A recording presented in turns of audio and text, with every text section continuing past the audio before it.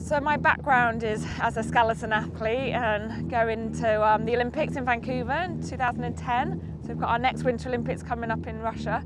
I retired just over a year ago. So I've done skeleton for the last 12 years of my life, and before that as a sprinter doing athletics.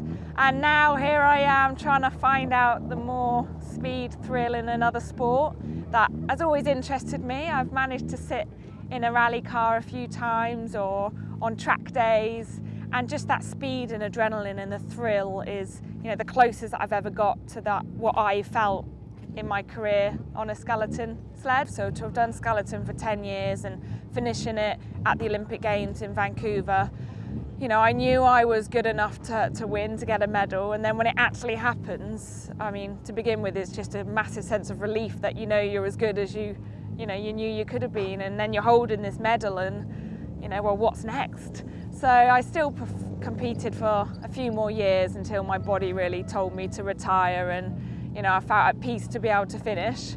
So now it's trying to find other sports, other activities, challenges that gives me that same kind of thrill. And as a retired Olympian, what do you do next? I think as an athlete, your whole life has been to strive to achieve more, to become better at something, and all of a sudden you're left with an empty page. So I'm still very heavily involved within skeleton and the sport, and with the Olympic Association as the main ambassador now for the Sochi Games.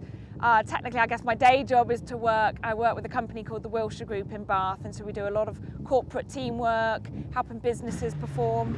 So I guess day to day, if I'm telling business people to be up in their mark and, you know, always striving to achieve more, I still want to be able to do that in my daily life. So yes, skeleton is finished, but how else can I find those challenges to push myself, to learn about myself and yeah, always strive to achieve. I've been lucky that I've done a few little things with the Top Gear guys and been able to, you know, drive the reasonably priced car around the track, and that definitely gave me that thrill of the speed.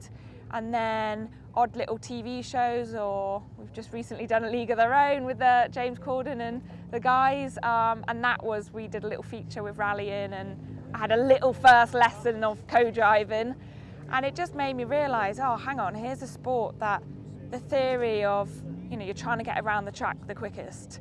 You know, I might take my corners in skeleton in a different way. I'm halfway up on a wall.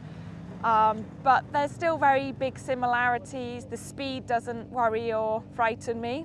So I've already kind of passed that test. It's just completely learning about, I mean, a car against a skeleton sled, totally different. We've got gravel here against ice that I'm normally used to. Now I'm learning about the team between the driver and the co-driver, and you've got to have that trust, the communication, that relationship. I've never met Tony until a few days ago, when we spent, what, 12, 13 hours in the car yesterday, bonding, driving up to Scotland.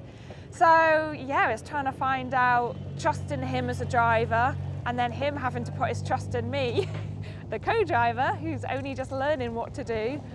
So yeah, it's a really important role for both of us, and I just really want to do well. I want to, you know, do myself proud and Tony proud, and for us to both be able to compete, and for me to get signed off so that I can compete in one of the toughest rallies in the world, the Wales Rally GB.